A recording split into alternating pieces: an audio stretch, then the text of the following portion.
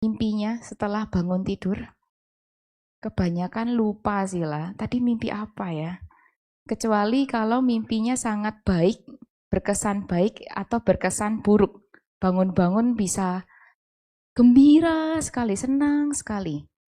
Atau kalau berkesan buruk, bangun-bangun bisa sedih, nangis. Seperti itu. Nah, di sini Raja Pasenadi Kosala, ia bermimpi buruk. Tidak hanya satu Bapak Ibu, 16. Wah banyak sekali, satu aja sudah mencekam. 16 itu sudah tidak tahu bagaimana. Bangun ketakutan, akan mau meninggalkah ini atau terjadi apa. Saking takutnya, sampai sempat tidak bisa bergerak. Ya Bapak Ibu pernah ya kalau dapat kabar buruk, shock sampai kaku. Tidak tahu tidak bisa berpikir. Nah, seperti itu juga Raja Pasenadi Kosala. Nah, lalu kemudian ya ada para Brahmana ini ya, mereka yang akan menafsirkan mimpi dari raja. Ya, para Brahmana itu menafsir, meramal, seperti itu pekerjaannya. Lalu kemudian, nah tadi saya di awal bilang yang akan akurat adalah hanya sama Sang Buddha. Nah, jadi para Brahmana ini juga tidak akurat nantinya. Mereka bilang, oh ini mimpi buruk, maka akan terjadi satu dari tiga hal. Ya, bisa jadi ada bahaya yang akan datang untuk kerajaan raja, atau nyawa raja, atau bahkan kekayaan raja. Jadi ya raja dibilang seperti itu semakin takut. Lalu apakah ada penangkalnya?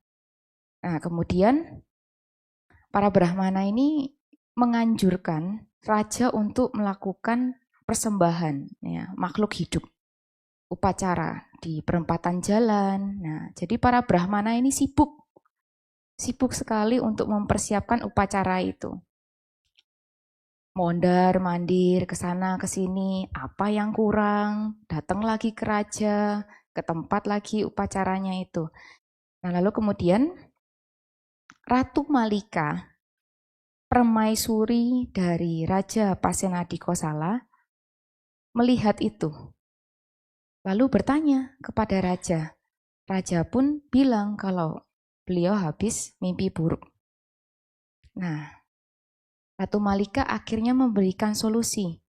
Tidakkah raja tahu tokoh yang terkemuka, yang maha suci, yang maha tahu, ya guru dari para Brahmana yang tidak ternoda, beliau, Bagawan, pasti mengerti mimpi-mimpi raja. Nah, diingatkan lagi, kan ada Sang Buddha, begitu. Kadang-kadang seperti itu ya Bapak Ibu Saudara-saudari, penat, banyak masalah, tidak bisa mikir. Nah, orang lain yang kadang-kadang mengingatkan, kan bisa begini, begitu, oh iya. Nah, seperti itu juga ya, permaisuri ya, Ratu Malika mengingatkan raja. Akhirnya raja pergi menemui Sang Buddha. Nah, akhirnya memberikan hormat, lalu ya Sang Buddha mau mendengarkan satu persatu apa mimpi raja.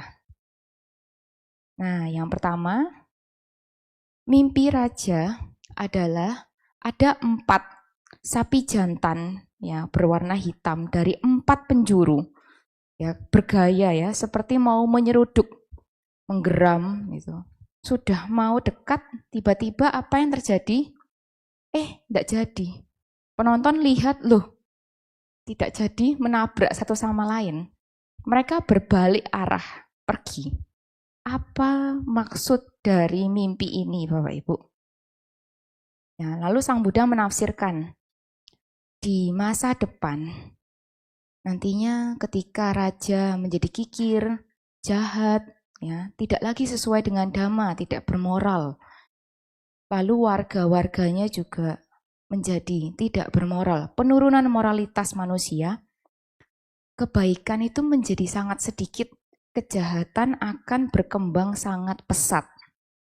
Di masa itu akan ada 4 awan hitam dari 4 penjuru ya, seperti mau hujan, ya, bisa jadi sudah geluduk-geluduk, ya. Orang dalam rumah sudah keluar bisa ambil mereka punya jemuran. Tetapi bagaimana? Tidak jadi, Bapak Ibu. Tidak jadi hujan. Nah, jadi apa yang terjadi kalau hujan itu sulit untuk turun? Tanaman mengering, gagal panen, terjadi bencana kelaparan. Nah, ini cukup menyeramkan ya di masa depan. Kemudian yang kedua, mimpi raja kedua adalah ada pohon-pohon yang belum terlalu tinggi. Tapi pohon-pohon ini sudah berbunga, sudah berbuah. Nah, apa maksudnya? Nah, jadi nanti di masa depan ya, penurunan moralitas ya, kemerosotan itu terjadi. Nah, pertandanya juga gadis nanti ketika datang bulan lebih dulu. Semakin cepat datang bulannya. Kalau mungkin di zaman Bapak Ibu, gadis datang bulannya SMP, semakin nanti makin lama SD, seperti itu, semakin cepat. Itu ditandai dengan pohon ini berbunga, padahal pohonnya belum tinggi. Ketika dia berbuah, ini menandakan ya gadis-gadis di bawah umur itu sudah datang bulan dan juga sudah bahkan ya mempunyai keturunan. Nah, itu ditandai dengan buah dari pohon ini. Nah, lalu apa jadinya? Nah, ini saya sensor sedikit. Nah, ini posisinya sudah hamil ya, lalu menikah di bawah umur. Di zaman Sang Buddha, rata-rata usia manusia itu masih 100 tahun. Nah, kalau sekarang rata-rata usia manusia 70-an ya. Ada yang di atas 70 di sini? Nah, kalau yang ada mungkin di rumah ya, bonus itu sudah. Bonus sekali. Ya, 70 itu sudah sadu. Kalau lebih dari 70 itu lebih sadu lagi ya, tidak mudah. Itu kebajikannya sangat banyak. Nah, nanti diperkirakan di masa depan karena penurunan moralitas manusia akan semakin turun lagi. Usia maksimal manusia diperkirakan hanya mencapai 10 tahun saja. Jadi umur 5 tahun sudah punya keturunan. Mengerikan ya Bapak Ibu. Nah, lalu kemudian lanjut lagi. Di mimpi yang ketiga, raja bermimpi ada seekor induk sapi yang melahirkan sapi betina juga. Induk sapi betina ini malah menyusu ke anak sapinya. Pemandangannya sungguh aneh sekali ya Bapak Ibu. Nah, ini ternyata di masa depan ya, Sang Buddha menafsirkan anak-anak menantu itu kurang menaruh hormat kepada orang tua dan mertua. Harta dikelola sendiri. Lalu bagaimana? Orang tua dan mertua ini kan harusnya dibahagiakan. Idealnya seperti itu, anak membahagiakan orang tua. Tapi yang terjadi kebalikannya nanti. Orang tua dan mertua itu mereka yang harus membahagiakan anak-anaknya agar bisa ditopang untuk hidup. Untuk bertahan hidup, mereka yang sejenis mengemis-ngemis kepada anak-anaknya. Ya mungkin di zaman sekarang sedikit banyak ada ya, mungkin anak-anak yang sudah lepas dari orang tua, terus lupa dengan orang tuanya, sibuk berkarir, sibuk berkeluarga. Ya, nah nanti di masa depan bisa semakin parah. Nah, kemudian di mimpi yang keempat, raja bermimpi orang ini ya melepaskan kuk. Kuk itu yang dicantol di lehernya sapi jantan. Yang besar, yang kuat ini dilepas malah dicantolkan di sapi-sapi jantan yang masih kecil-kecil, yang masih muda, yang belum kuat. Nah, Bapak Ibu melihat di sini muatannya banyak. Lalu bagaimana sapi-sapi jantan yang masih kecil-kecil ini? Mereka tidak kuat. Bahkan keretanya pun tidak bergerak.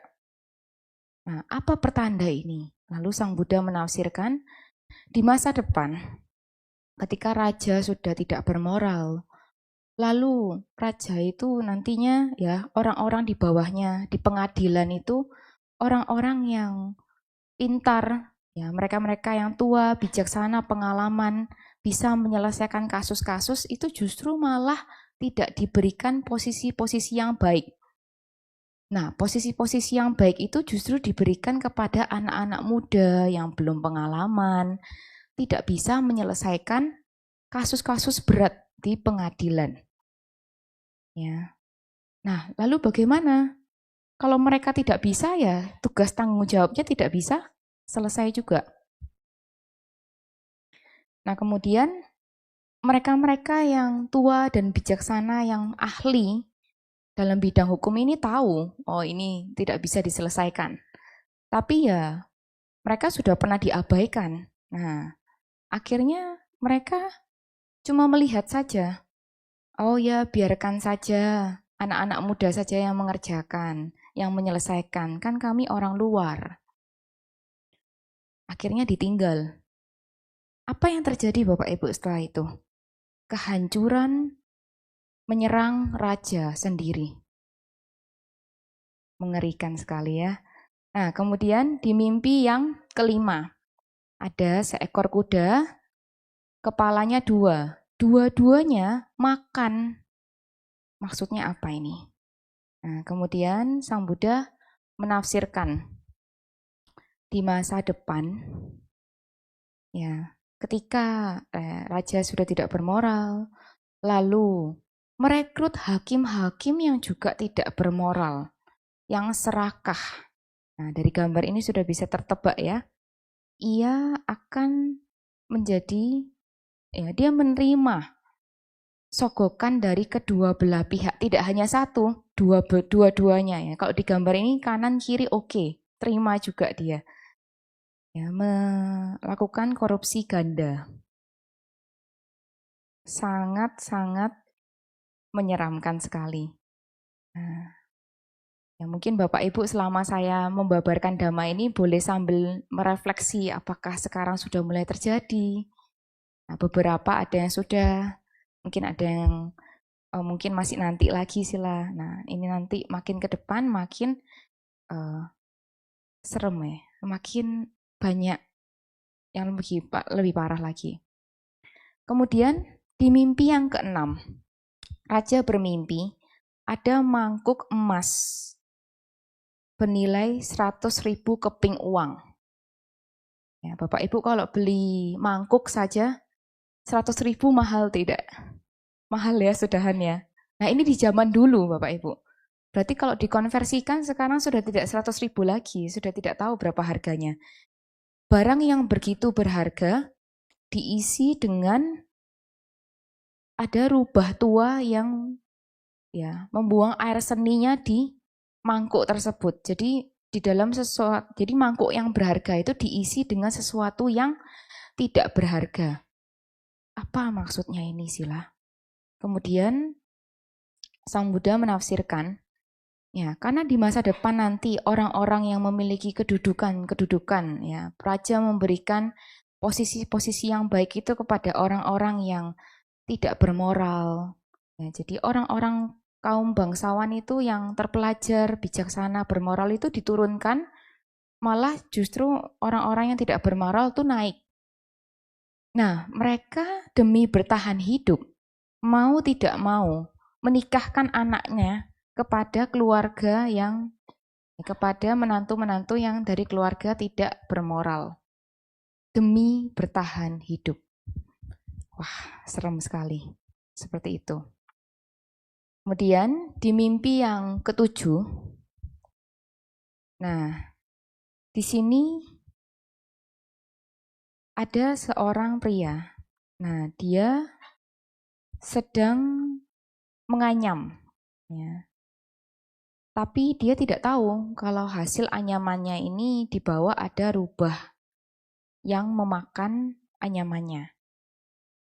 Si laki-laki ini ya pengibaratan suaminya susah payah mengumpulkan kekayaan, ya, bekerja keras.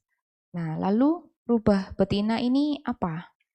Rubah betina yang di bawah ini yang memakan anyamannya itu adalah istrinya. Betul. Nah, jadi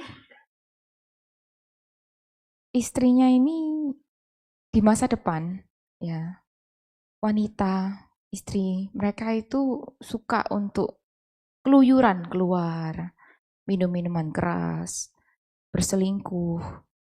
Kekayaan suaminya ini akan dihabiskan dengan pacar-pacar gelapnya tanpa sepengetahuan suaminya. Nah, ini jadi suaminya kerja aja, taunya kerja, kumpulin kekayaan, kekayaannya habis, istrinya yang pakai dengan pacar-pacar gelapnya itu.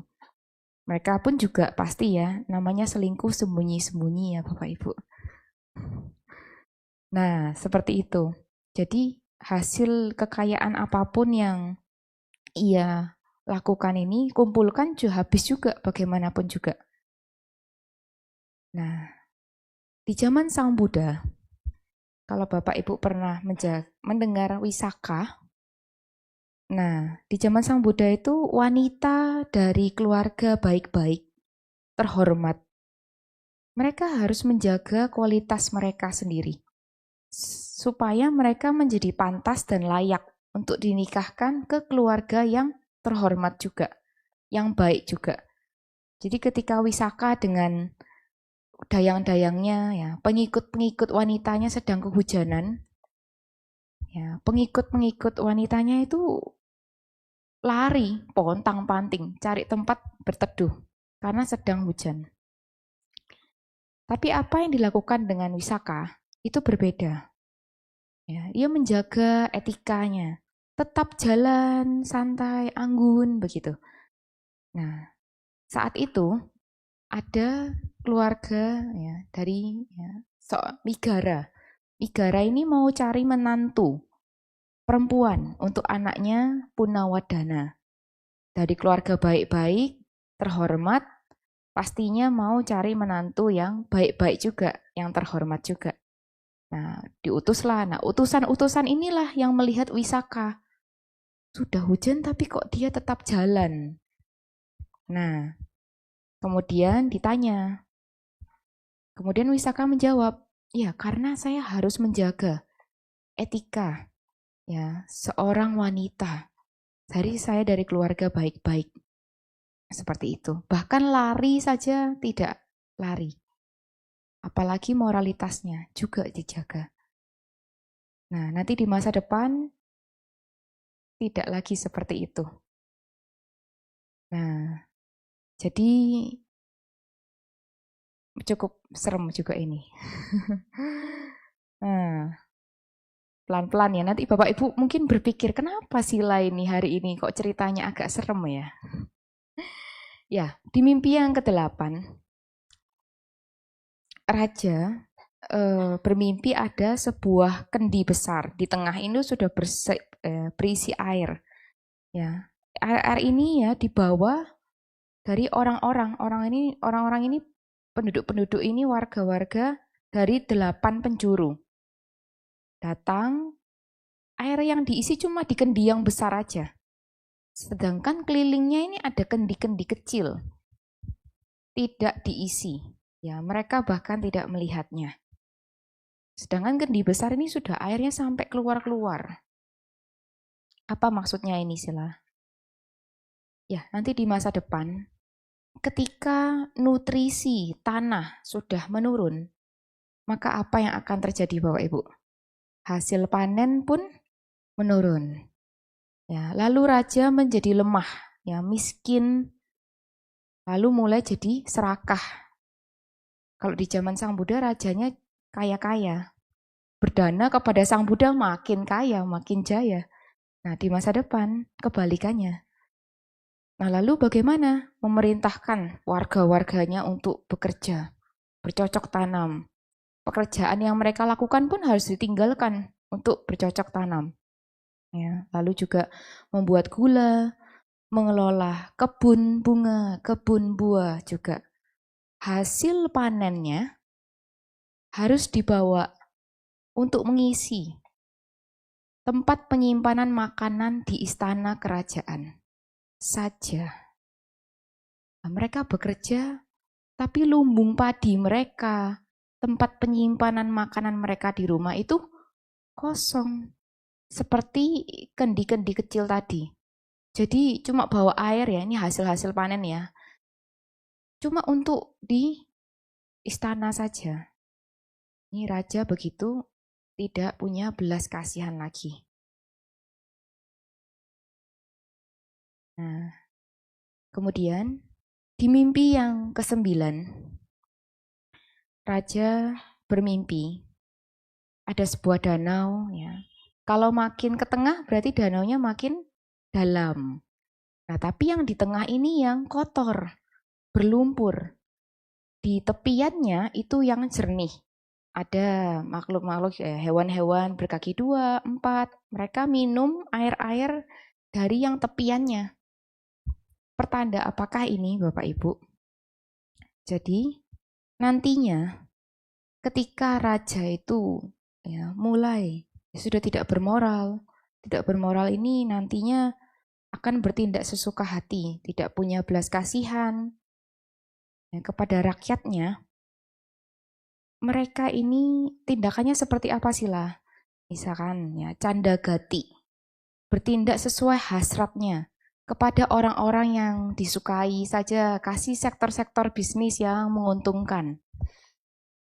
Lalu dosa gati, nah, kepada mereka yang dibenci ya. Raja itu marah dengan orang tertentu. Oh, dikasih sektor-sektor bisnis yang tidak menguntungkan, yang bermasalah.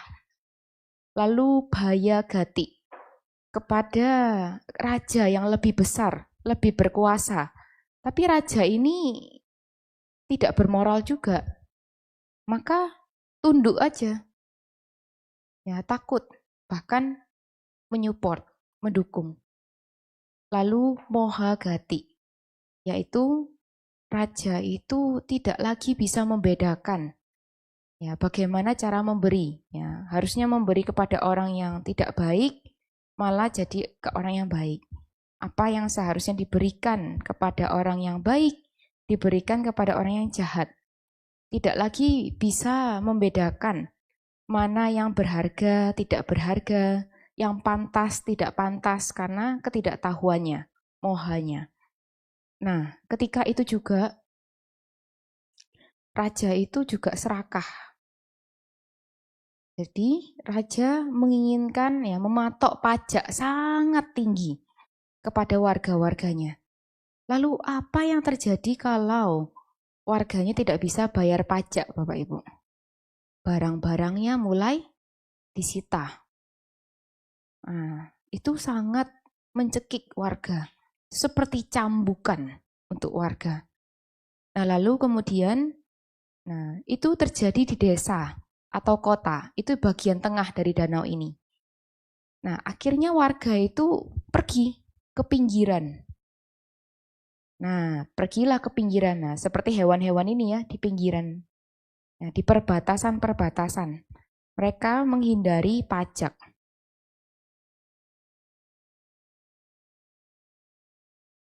Nah, kemudian di mimpi yang ke-10, raja bermimpi ada seseorang yang memasak di belanga ya. Belanga ini tempat untuk memasak nasi. Tempatnya satu, tapi jadinya nasinya itu tidak merata, tidak matang semua. Ketika dilihat ada yang matang, ada yang setengah matang, ada yang bahkan belum matang. Apa ini maksudnya Bapak Ibu? Di masa depan, ya, tadi ketika raja tidak bermoral, maka lalu nantinya orang-orang kerajaan ini juga tidak bermoral, ikut semua. Nah, kemudian tidak terpungkirin, para pertapa pun juga moralitasnya tidak baik. Nah, raja ini kan memberikan persembahan-persembahan untuk dewa, pohon, langit. Nah, dewa-dewa pohon, langit itu yang melindungi raja pun ikut tidak bermoral. Wah, bahaya.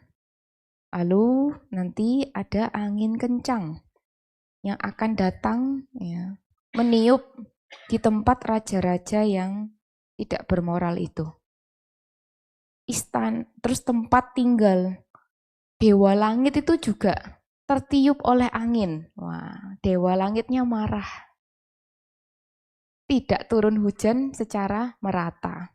Jadi di sini di satu wilayah yang sama ada yang kekeringan, tidak dapat hujan, gagal panen. Atau kebanyakan hujannya, gagal panen juga. Ini cuma penggambaran ya Bapak Ibu sampai bisa berenang. Kebanyakan air, banjir. Yang pas juga ada, tidak kebanyakan airnya, tidak kesedikitan. Nah, di sini barulah bisa ada panen yang baik. Di satu wilayah yang sama hujannya tidak merata. Nah, mungkin sekarang sudah mulai ya terasa hujan deras sampai mana kering kerontang. Loh, kok bisa ya? Kering sama sekali ya. Padahal baru berapa menit gitu. Beda wilayah sudah beda. Baru pakai jas hujan. Ya, mungkin ternyata tidak hujan, tidak jadi. Ya, bisa seperti itu.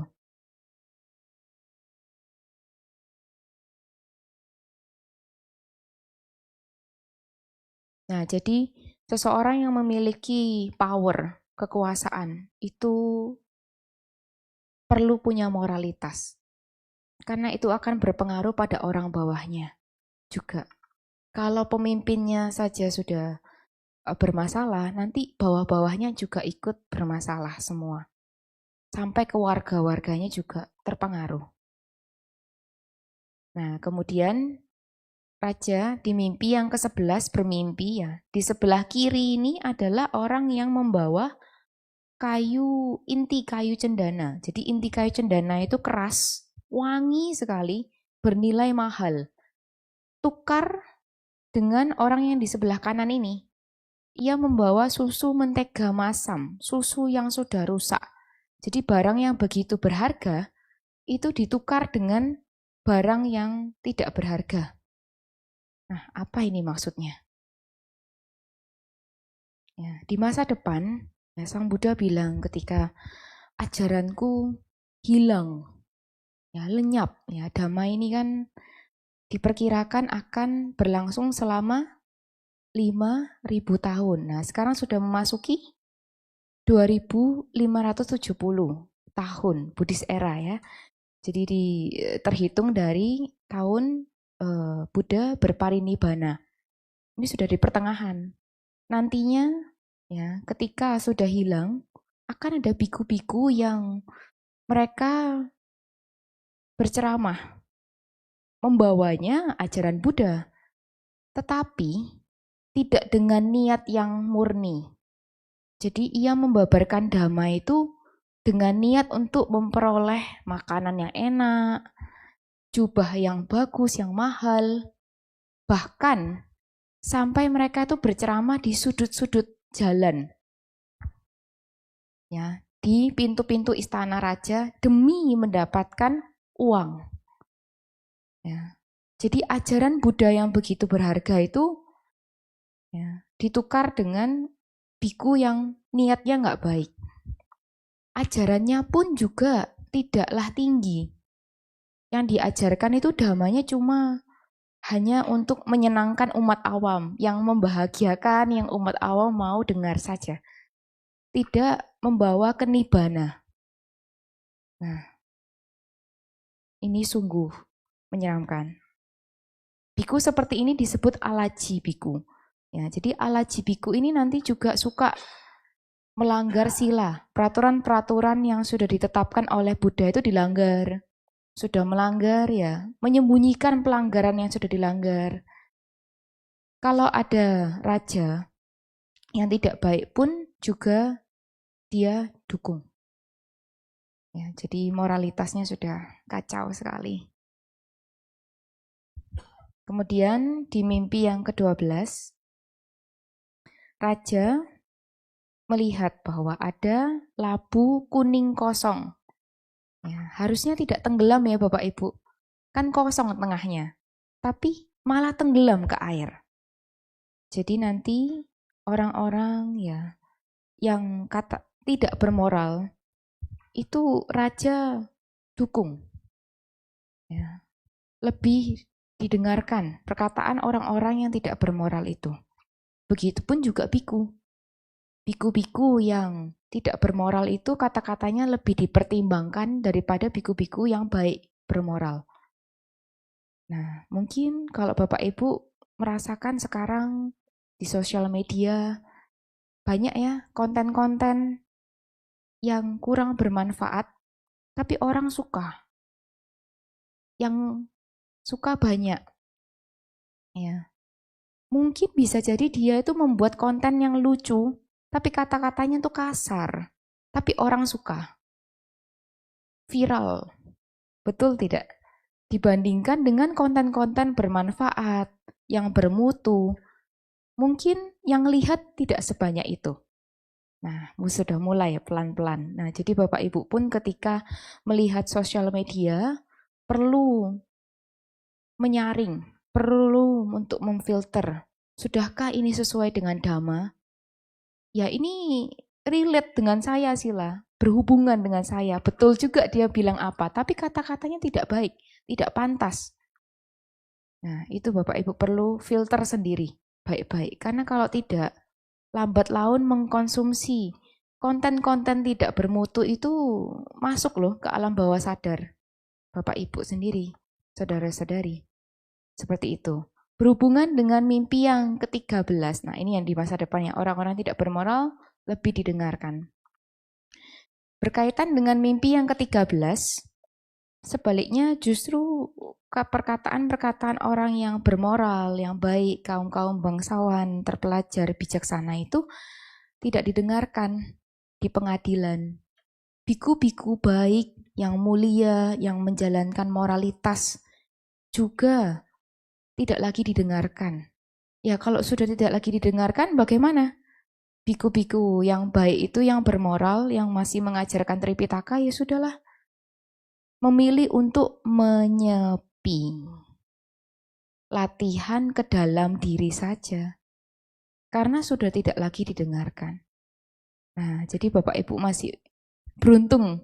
Kalau sekarang masih ada biku-biku ya, masih menyebarkan agama yang masih murni, masih mau menyebarkan agama.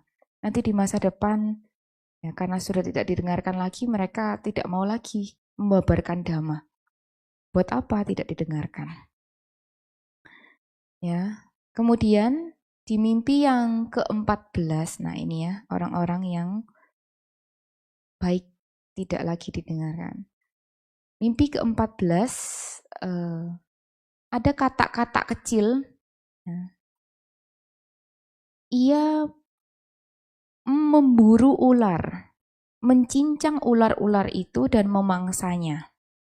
Kok terbalik ya Sila? Harusnya ular yang makan katanya ya. Kenapa kok ularnya kalah? Ya, apa ini pertandanya Bapak Ibu? Di masa depan, ya jadi nanti akan ya, karena dipenuhi oleh nafsu-nafsu birahi yang sungguh besar. Orang-orang besar itu akan memiliki istri-istri muda. Nah, lalu istri-istri mudanya ini dipercaya dengan kekayaannya untuk mengatur budak-budak pelayan di rumah. Hewan ternaknya dipercayakan, emas perak juga dipercayakan, semua dipercayakan. Tetapi sang suami ini tidak menekankan tugas dan tanggung jawabnya kepada istrinya, harusnya melakukan apa. Ya. Sehingga akhirnya istri-istri mudanya ini menginjak suaminya. Sudah diberi kekayaan, harusnya bisa dipergunakan, ya dia juga menjalankan tugas dan tanggung jawab, tetapi tidak seperti itu. Ia juga memaki, menghina suaminya. Ya, jadi istilahnya kalau dibilang sekarang dikasih hati, iya mau rempelo ya. Bahasa Jawanya lebih kasar lagi. Nah, istilahnya sudah dikasih sesuatu yang baik, masih terus lagi ya, kurang tahu diri. Nah, seperti itu. Jadi tidak salah Bapak Ibu. Ya, Bapak Ibu memiliki kekayaan, lalu ingin menyejahterakan keluarga, anak, pasangan, itu sangat boleh. Membuat mereka kehidupannya menjadi nyaman, itu bagus sekali. Tetapi tidak boleh lupa untuk menekankan pesan-pesan moralitas kepada mereka. Tugas dan tanggung jawab mereka itu apa? Sebagai pasangan, sebagai anak, ya, agar mereka itu jadi tahu apa yang harus dilakukan, ya, seperti itu.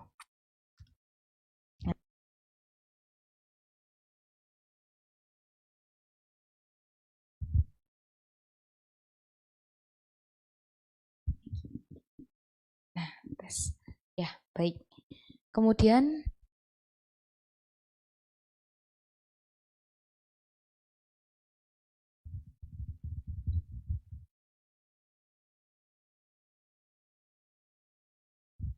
tes, ya. Nah, kemudian di mimpi yang ke-15, Raja bermimpi ada seekor burung gagak. Ya, ini menunjukkan orang yang tidak bermoral dikelilingi dengan ini burung sebenarnya, tapi juga disebutkan sebagai angsa-angsa emas kerajaan yang menandakan orang-orang yang bermoral. Nah, kenapa orang-orang bermoral ini nantinya akan mengelilingi ia yang tidak bermoral? Jadi di masa depan, ya, raja itu tidak lagi memiliki keahlian. Kalau Buddha Gotama sebelum menjadi Buddha Gotama adalah seorang pangeran Siddhartha. Dibekali begitu banyak keahlian, ahli bahasa, sastra, ya. Jadi kalau Bapak Ibu suka membaca Tripitaka, Sutta itu bahasanya indah sekali. Itu karena Sang Buddha ahli bahasa, bisa, puitis seperti itu, bahasanya indah.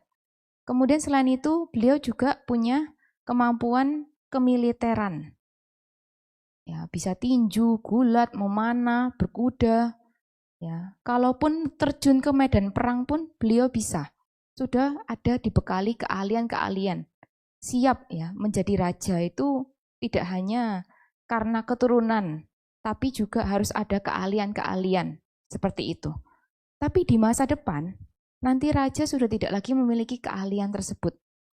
Karena takut untuk digulingkan, akhirnya bukannya ia memperkuat dengan kaum bangsawannya yang bijaksana, bermoral, malah kaum bangsawannya ini yang sebelah kiri ini diturunkan, marah dinaikkanlah orang-orang yang tidak bermoral, ya, menjadi orang-orang kerajaan yang berkuasa menduduki posisi-posisi penting. Nah, sungguh mengerikan sekali. Ya, apa jadinya sila kalau seperti itu? Ya, orang-orang yang tidak bermoral menduduki posisi-posisi penting. Nah, di mimpi yang ke-16, ini sedikit banyak masih berhubungan dengan yang sebelumnya. Macan tutul dikejar sama kambing-kambing. Astaga, sila, bagaimana mungkin begitu? Aneh sekali ya, macan tutulnya pun lari. Nah, terus ada serigala-serigala dari kejauhan juga melihat peristiwa ini, serigalanya pun takut lari juga. Apa maksudnya ini, Sila? Nah, jadi di masa depan, tadi kan ya orang-orang tidak bermoral menduduki posisi-posisi penting. Apa jadinya kalau tidak bermoral menduduki posisi penting? Serakah. Tidak sampai di situ. Mereka mau kekayaan kaum-kaum bangsawan tadi, orang-orang yang tidak bermoral tadi sudah jadi budak, ya masih mau dirampas lagi kekayaannya. Nah, kali ini mereka berusaha mempertahankan diri di pengadilan. Ya. Tapi ya, apakah bisa menang Bapak Ibu? Sulit. Nah, mereka malah disiksa. Bahkan orang-orang yang tidak bermoral ini ingin meminta raja untuk agar mereka-mereka ini dipotong kakinya, dipotong tangannya. Serem Bapak Ibu. Nah lalu ya sudah, kaum bangsawan yang tidak berdaya ini, mereka-mereka yang bermoral sudah dibawa, kekayaannya mau dirampas, daripada cacat, ya sudah dilepaskan kekayaannya. Nah, dari tadi sepanjang 16 mimpi ini Bapak Ibu mendengar raja-raja di masa depan. Tetapi Bapak Ibu, sangat memungkinkan yang dimaksudkan Sang Buddha ini bukan hanya mengacu kepada raja, tetapi pemimpin di masa depan. Pemimpin wilayah, negara. Nah, lalu kenapa Sila hari ini membabarkan suta ini, Sila? Lalu apa hubungannya? Kan hari ini di masa ini bukan di masa depan, Sila. Ini kan di masa depan. Ya, baik Bapak Ibu. Bapak Ibu pasti sudah mendengar ya, sudah mengetahui bahwa di ajaran agama Buddha kehidupan itu tidak hanya satu kali. Selama seseorang belum mencapai nibbana, belum mencapai akhir dari penderitaan, maka setiap kematian akan selalu diikuti oleh kelahiran kembali. Nah, apakah nantinya sudah aman? Nah, ini dia.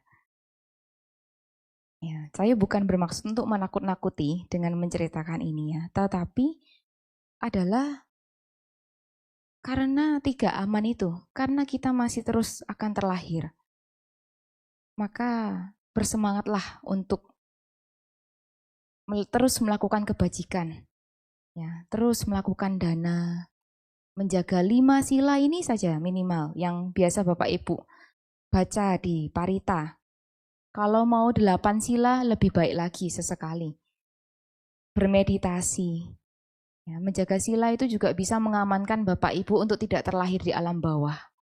Bermeditasi itu untuk menembus dhamma. Tidak bisa ditembus dengan panca indera.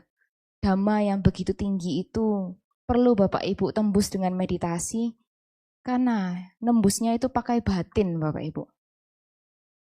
Ya, jadi barulah ada panya yang sesungguhnya, yang benar-benar melihat dhamma itu sudah dengan tidak mata daging, tidak hanya dengan telinga ini saja, tapi menembus ke batin Bapak Ibu.